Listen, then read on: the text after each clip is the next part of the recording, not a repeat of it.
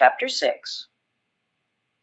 Throughout the session, the four of us came to the conclusion that Andrea was a somewhat lonely child, but that she was exceptionally clever and witty. We didn't realize the full extent of her intelligence until after the fourth session of taping. This session is where the cards were turned, and Andrea started questioning the hypnotist. She portrayed dignity, authority, and a heartbreaking inside fear while doing so. Andrea confused the hypnotist by asking him a very pertinent question, and he did not have an answer ready. So he told her that he came from the New World. It was then that Andrea stopped answering his questions for a short while, until he was able to regain her confidence.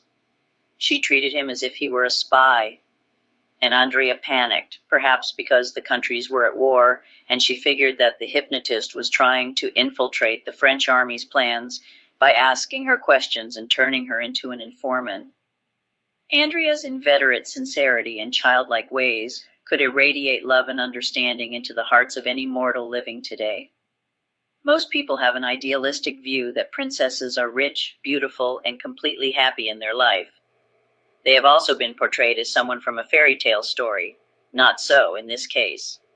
Andrea had so many deep-rooted fears and secrets that she almost succeeded at times in hiding them from even the hypnotist.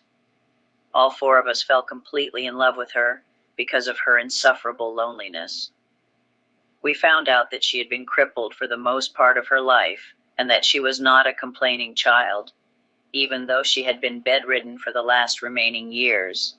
Her love for her own father, Denis de Luc, was extraordinarily beautiful, and will be superimposed on my heart forever. After hearing Andrea's mild voice and listening to her story, I felt tears welling up inside me.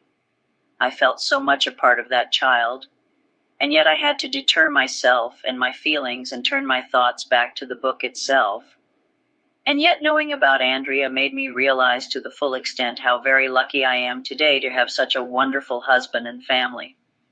We found Andrea to be very cooperative during our fourth conversation with her, until we asked about Mr. Lenormand d'Etiolles, who was Madame de Pompadour's first husband in the history books, to which she answered very adamantly, "That is none of your business." Then the hypnotist asked her about the name Alexandrine. History books report that Madame de Pompadour had a child by that name. Andrea then panicked and said, quote, "They know not of me in the New World," unquote. Andrea apparently had been hiding the fact for many years, and was terrified over the fact that the hypnotist had found out her real name. From the history books we found out that when Andrea's mother, Madame de Pompadour, became mistress to King Louis XV, that her first husband, Mr. Lenormand d'Etiolles, never seen or spoke to her again.